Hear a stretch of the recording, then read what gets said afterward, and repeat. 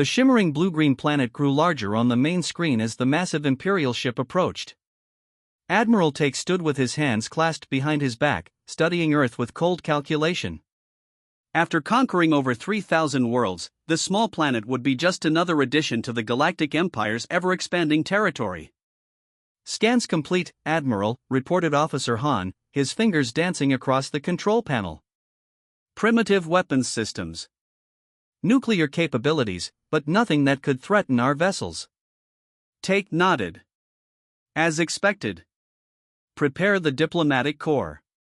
We'll follow standard protocol."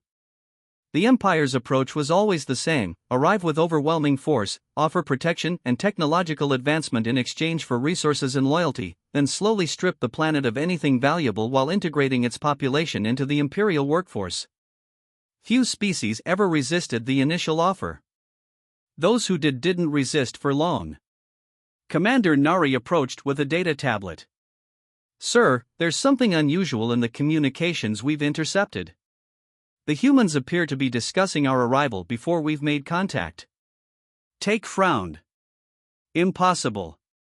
Our cloaking technology is impenetrable. Nevertheless, they seem aware of us.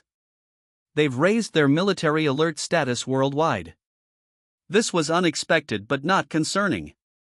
Many primitive species detected Imperial ships just before first contact. It changed nothing. "Proceed as planned," Take ordered.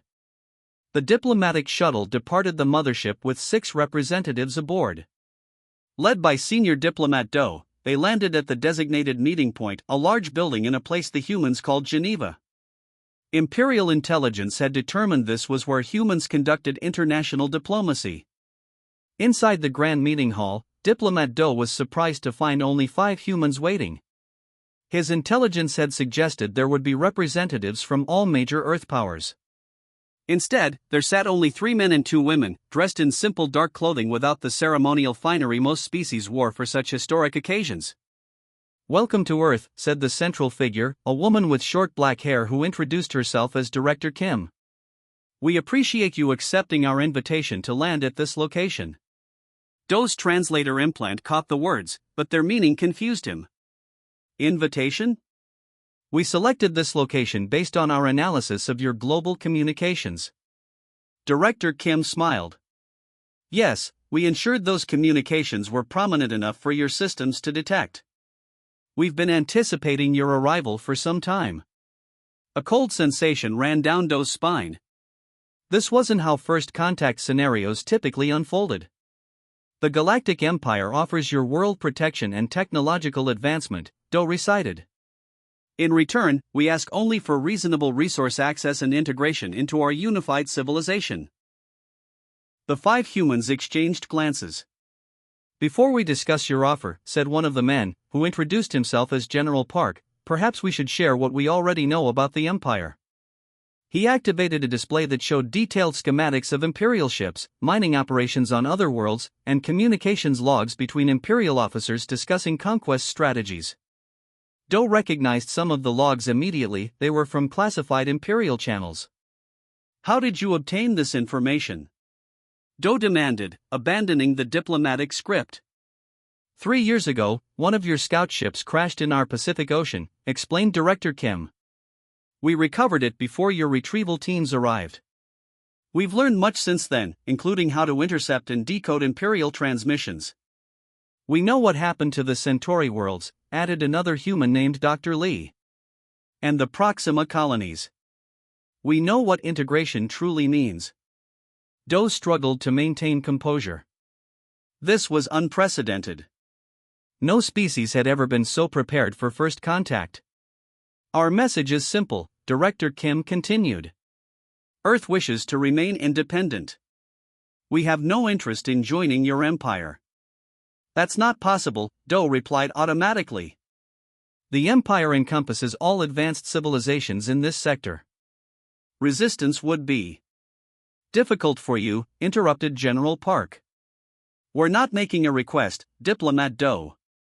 We're issuing a warning: keep your distance from Earth." When Do and his team returned to the mothership, Admiral Take listened to their report with growing disbelief. They rejected our offer outright? Based on stolen information, he asked, pacing the command deck. They knew details of our operations that even most Imperial citizens don't know, Doe confirmed. They were prepared for us, Admiral. They specifically mentioned Proxima Centauri. Take laughed dismissively. Primitive bravado. One planet cannot stand against the Empire, regardless of what information they've gathered. Commander Nari approached cautiously. Sir, our sensors detect unusual energy signatures around Earth's orbit. They appear to be some form of defensive grid. Activate long-range scanners, take ordered. We'll proceed with integration as planned. These humans will soon learn what happens to those who defy the Empire. Intelligence Officer Sung sat alone in her dimly lit workspace aboard the Imperial command ship. Around her, 3 large screens displayed everything the Empire knew about humans. It wasn't much, but it was enough to worry her. For 3 days, she had barely left this room. The food containers piled in the corner testified to her dedication. Admiral Take wanted a full assessment of the human threat level, and Sung was determined to deliver an accurate report, not just the usual dismissive analysis that preceded most planetary conquests. Computer, replay the human military exercises from Data Package 6, she said, rubbing her tired eyes. The main screen flickered to life, showing Earth vehicles moving across desert terrain. The Empire had been monitoring Earth for months before the diplomatic mission. These recordings came from orbital drones designed to be undetectable by primitive technology. What troubled Sung wasn't the human technology itself, which was indeed primitive compared to Imperial standards. It was how they used it. In one recording, human soldiers were practicing combat in environments that mimicked Imperial ship layouts they shouldn't have known about. Her office door slid open. Director Hyun entered, looking impatient. The Admiral needs your report within the hour, Officer Sung, he said. The War Council is meeting to discuss the Earth situation. I need more time, Sung replied, not looking away from her screens. These humans are different from other species we've encountered. Hyun sighed. They're pre-warp civilization with nuclear weapons and primitive spaceflight. Nothing we haven't seen 100 times before. Sung pulled up another file. Look at this. They've been testing what appears to be technology derived from our scout ship that crashed in their ocean. The screen showed a human testing facility where scientists were examining a device that emitted an energy signature matching Imperial shield technology. They've reverse-engineered components from our vessel, Sung continued. In just 3 years. Most species take decades to understand our technology. Impressive for primitives, but hardly threatening, Hyun said dismissively. Sung pulled up another file. Computer, play the historical combat summary. The screen displayed a rapid montage of human warfare through their history, from ancient battles with simple weapons to modern conflicts. They've fought thousands of wars among themselves, Sung explained. Their entire history is filled with combat and conquest. Their tactics constantly evolve. They adapt quickly. She switched to another display. And this is the most concerning discovery. Our long-range scans detected unusual activity in their asteroid belt. The screen showed images of what appeared to be mining operations and construction facilities hidden on the dark sides of various asteroids. They're building something out there, away from our primary observation zones, Sung said. The energy signatures don't match anything in their public space programs. Hyun frowned. Why wasn't this included in the preliminary reports? Because no one bothered to look, Sung replied. We assumed they were confined to their planet and immediate orbital area. We were wrong. She stood up and faced her superior. Director, standard conquest protocols may fail against these humans. They've been preparing for us. I believe they allowed the diplomatic mission to land as a way to assess our intentions. Hyun's expression hardened. You're overestimating them. One planet cannot resist the Empire, no matter how clever they might be. Sir, with respect, their defensive capabilities. Submit your report by the deadline, Officer Sung, Hyun interrupted. But keep your wild speculations to a minimum. The Admiral wants facts, not fearful imagination. After Hyun left, Sung returned to her analysis. She pulled up intercepted communications from Earth's military channels. Most were encrypted, but Imperial codebreakers had managed to access some. One message particularly caught her attention: Project Firewall nearing completion. Estimate full defensive capability within 48 hours. Whatever this firewall was, the humans were accelerating its development since the Imperial diplomatic mission. Sung completed her report and sent it to Admiral Take's command console. She included everything: the human capacity for adaptation, their remarkable progress with Imperial technology, the hidden asteroid operations, and the mysterious firewall project. She concluded with a clear warning: humans display unprecedented potential for resistance. They appear to have been preparing for extraterrestrial contact, possibly hostile contact, for decades. Their response to our diplomatic overture suggests they already knew our true intentions. Recommend caution and reassessment before proceeding with standard conquest protocols. An hour later, Sung was called to the War Council chamber. She entered to find Admiral Take and the senior command staff reviewing her report. Officer Sung, Take said, looking up from the data. Your assessment contradicts every other intelligence brief we've received about Earth. Yes, Admiral, she replied steadily. Because I looked deeper than standard protocol requires. These claims about hidden asteroid bases and reverse-engineered technology, can you verify them with absolute certainty? The evidence is in my report, sir. I believe it warrants at least delay of military action until we can investigate further. Admiral Take exchanged glances with Director Hyun, who shook his head slightly. Your concern is noted, Officer Sung, Take said finally. But the Empire has conquered worlds far more advanced than Earth. We will proceed as planned. Prepare the battle fleet for a show of force in Earth orbit. As Sung left the chamber, she couldn't shake the feeling that the Empire was making a dangerous mistake. For the first time in her career, she hoped her analysis was wrong. The Imperial battle fleet moved smoothly into position around Earth.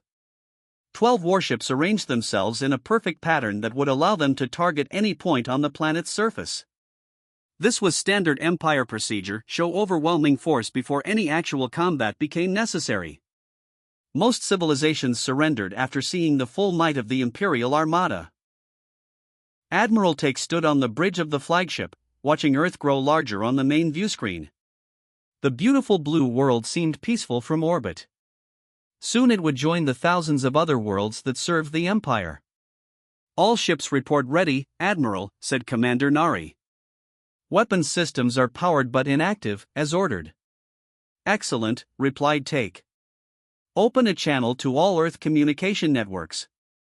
It's time to deliver our message. The communications officer worked at his console. Channel open, sir. You're broadcasting to all their major networks. Take straightened his uniform and faced the camera. People of Earth, I am Admiral Take of the Galactic Empire. You have refused our generous offer of protection and integration. This is most unfortunate. The Empire's patience has limits. You see before you just a small portion of our military might. He gestured to a display showing the positions of the Imperial ships surrounding Earth. We offer you one final opportunity to reconsider your position. You have 12 hours to. The lights on the bridge suddenly dimmed. Every screen went blank. The soft hum of the ship's engines fell silent. What's happening? Take demanded. Commander Nari frantically worked at her console. Sir, we've lost power to all main systems. Engines, weapons, shields, everything is shutting down. Emergency power, shouted Take. Switching now, a technician replied. The emergency lights came on, casting an eerie red glow across the bridge. A single small screen flickered to life.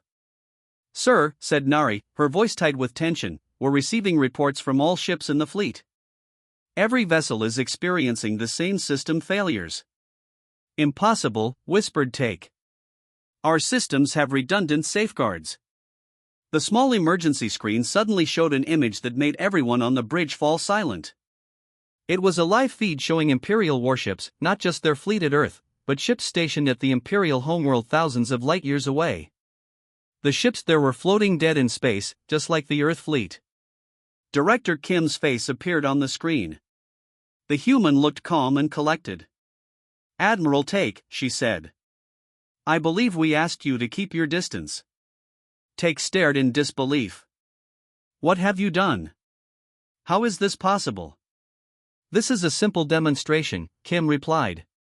"The effect is temporary. Your ships will regain power in approximately 10 minutes. No damage has been done.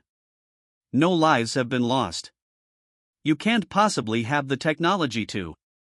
3 years ago, Kim interrupted, "we recovered one of your scout ships. Within it, we found not just technology, but information. We learned about your empire, your conquests, and most importantly, your ship systems." The view behind Kim changed, revealing a vast underground chamber.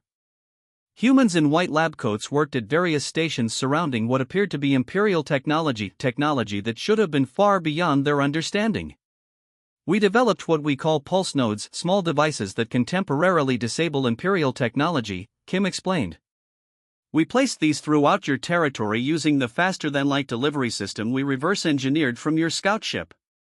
There are now pulse nodes on every major Imperial world, including your homeworld." Another screen activated, showing a map of Imperial space with thousands of blinking dots each representing a pulse node. "This was a harmless demonstration," Kim continued. "We've activated only a small percentage of the nodes, and only to disable non-essential systems. But understand this, Admiral, we could have permanently destroyed your fleet. We could have targeted life support systems. We chose not to." Admiral Take found his voice at last.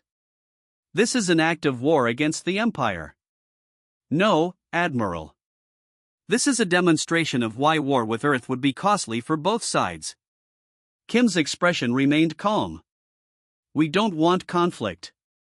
We prefer peace. But we will defend ourselves if necessary." Behind Kim, the view changed again to show rows of Earthships unlike any Take had seen in their intelligence reports. They were clearly based on Imperial designs but modified in ways he didn't understand.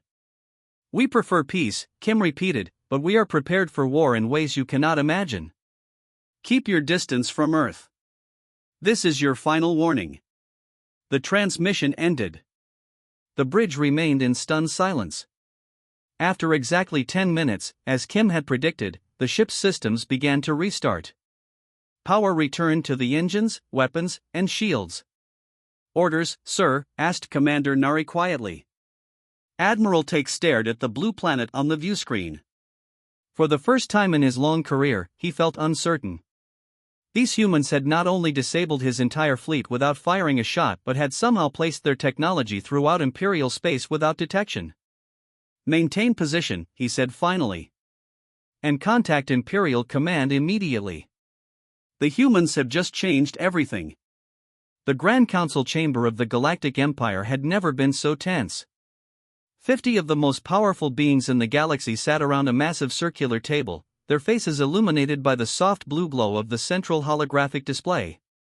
Currently, the display showed Earth rotating slowly, looking deceptively peaceful. Emperor Shin rarely attended council meetings, but today he sat silently at the head of the table, watching the heated debate unfold. "This is outrageous," shouted General Du, pounding his fist on the table. "One primitive planet has humiliated the Imperial fleet. We must respond with overwhelming force immediately." The general's face had turned deep purple with anger. Around him, several military leaders nodded in agreement. "And how exactly do you propose to do that?" asked Admiral Take, who had just returned from Earth. "Did you miss the part about pulse nodes placed throughout our territory? Including this very planet we're sitting on?" General Du scoffed. "They're bluffing.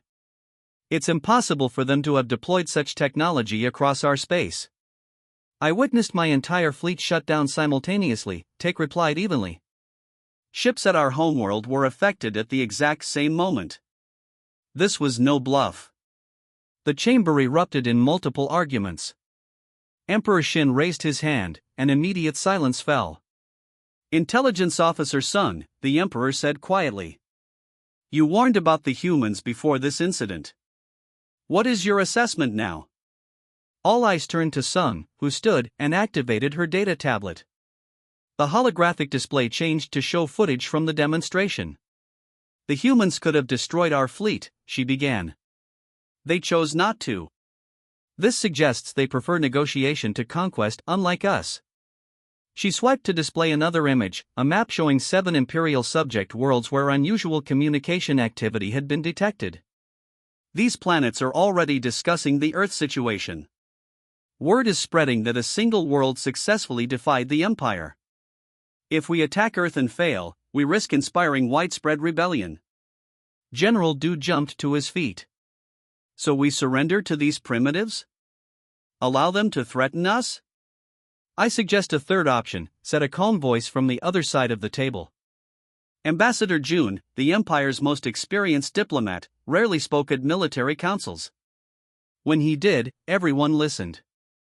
For the first time in our history, June continued, we face a species that developed countermeasures to our technology before we could conquer them. Perhaps instead of seeing this as a threat, we should recognize an opportunity. What opportunity could possibly arise from this humiliation? Demanded General Du. Alliance rather than subjugation, June replied simply. The room fell silent as the council members considered this radical concept. Impossible, muttered Du. The Empire does not ally with lesser species. The humans have proven they are not lesser, countered Admiral Take. They neutralized our fleet without harming a single Imperial citizen. That shows both technological capability and restraint, qualities we might benefit from. Counselor Han, who represented the Empire's economic interests, leaned forward. The cost of a war with Earth would be astronomical, especially if their claims about these pulse nodes are true. Our economy cannot sustain fighting an enemy who can disable our technology at will. General Du wasn't finished. So we simply accept their terms? Allow them to remain independent? What happens when other worlds demand the same treatment? We adapt, said Ambassador June. As all successful empires must. Emperor Shin, who had remained silent throughout the debate, finally spoke. Show me the human defense capabilities again. Officer Sung brought up the footage of Earth's ships and orbital defense platforms. And our assessment of their pulse node technology? Our scientists confirm it's based on Imperial systems but modified in ways we don't fully understand, Sung replied. The humans appear to have an unusual talent for adaptation and innovation. The Emperor nodded slowly. I have ruled this empire for 300 years. In that time, we have conquered thousands of worlds. Not once have we encountered a species like these humans. He turned to General Du. Your desire for immediate military action is noted, General. But it would be foolish to rush into a conflict we do not fully understand. What are your orders, Emperor? Asked Admiral Take. Withdraw the fleet to the edge of their solar system, the Emperor commanded. Maintain observation but keep a respectful distance, as they requested. General Du could barely contain his outrage. This is weakness. The Empire cannot be threatened. This is prudence, corrected the Emperor. Ambassador June prepared diplomatic protocols for potential negotiation with Earth, not as subjects, but as potential allies. The concept was so foreign that several council members gasped. And what message does this send to our subject worlds? Demanded General Du. That the Empire is wise enough to recognize strength, replied the Emperor. And flexible enough to adapt to new realities. As the council meeting adjourned, Officer Sung approached Admiral Take. Do you think it will work? She asked quietly. Negotiating with the humans? Take glanced at the holographic image of Earth, still rotating peacefully in the center of the room. I don't know, he admitted. But I do know this, the galaxy changed when we met the humans. And the Empire must change with it, or we will not survive. In the quiet suburbs of a small town, Dr. Elena Rodriguez stood at the window of her research laboratory, her eyes fixed on the distant horizon. Something extraordinary was about to change everything humanity understood about technology and human potential. Years of relentless research had led her to this moment. She had discovered a groundbreaking method of integrating artificial intelligence with human neural networks in a way no one had ever imagined possible. Her breakthrough wasn't just another scientific experiment, it was a potential revolution that could transform how humans interact with technology. The project began accidentally. While studying brain connectivity patterns, Elena noticed unique electromagnetic signals that seemed to communicate beyond traditional neural pathways. These signals suggested that consciousness might be more fluid and interconnected than scientists previously believed. Her small team of researchers, a mix of neuroscientists and computer engineers, worked tirelessly to understand these mysterious signals. They developed a sophisticated neural interface that could potentially bridge human thoughts with artificial intelligence systems. The device was no larger than a small coin but contained complex circuitry that could read and interpret brainwaves with unprecedented accuracy. Initial tests were promising. Volunteers wearing the neural interface could control digital systems using only their thoughts. But Elena wanted more. She didn't just want technological control, she wanted genuine communication between human consciousness and artificial intelligence. Weeks turned into months of rigorous testing. Each experiment revealed more about the incredible potential of this technology. Patients with severe motor disabilities could now interact with computers, communicate, and even control robotic limbs using pure thought. The implications were staggering. One particular test subject, a young man named Marcus who had been paralyzed in an accident, became the most remarkable example of the technology's potential. During a groundbreaking demonstration, Marcus used the neural interface to not only control a sophisticated robotic arm but also communicate complex emotions and intentions directly through the system. The scientific community was initially skeptical.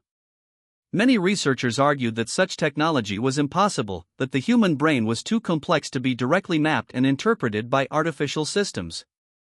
But Elena's results spoke for themselves. Government agencies and private technology companies began showing intense interest. They recognized that this technology could revolutionize fields like healthcare, communication, and even space exploration. Imagine astronauts controlling complex machinery using thought alone, or doctors diagnosing diseases by directly reading neural patterns. Elena understood the ethical implications of her work. She knew that such powerful technology could be misused if not carefully developed and regulated. She established strict ethical guidelines for her research, ensuring that human autonomy and privacy remained paramount. The neural interface wasn't just a technological marvel, it represented a new understanding of human potential. It suggested that consciousness was more malleable and interconnected than anyone had previously imagined. The boundaries between human and machine were becoming increasingly blurred. As news of her breakthrough spread, Elena received invitations from international conferences, research institutions, and technology summits. Everyone wanted to understand how she had achieved what many considered impossible. But for Elena, the journey was just beginning. She saw her work not as a finished product but as the first step toward a new paradigm of human-machine interaction. The neural interface was a window into a future where technology and human consciousness could coexist and collaborate in ways never before conceived. Her team continued refining the technology, making it smaller, more precise, and more intuitive. Each breakthrough brought them closer to a vision of seamless integration between human intelligence and artificial systems. The small research laboratory, once a place of quiet experimentation, was now a beacon of technological innovation. Outside, the world watched and waited, sensing that something transformative was on the horizon. Elena knew that her work was more than just a scientific achievement. It was a testament to human curiosity, creativity, and the endless potential of understanding our own consciousness. The neural interface represented hope for people with disabilities, hope for technological advancement, and hope for a future where human limitations could be transcended. As the sun set on her laboratory, casting long shadows across her workspace, Elena smiled. The new paradigm was not just coming, it was already here, waiting to be fully understood and embraced.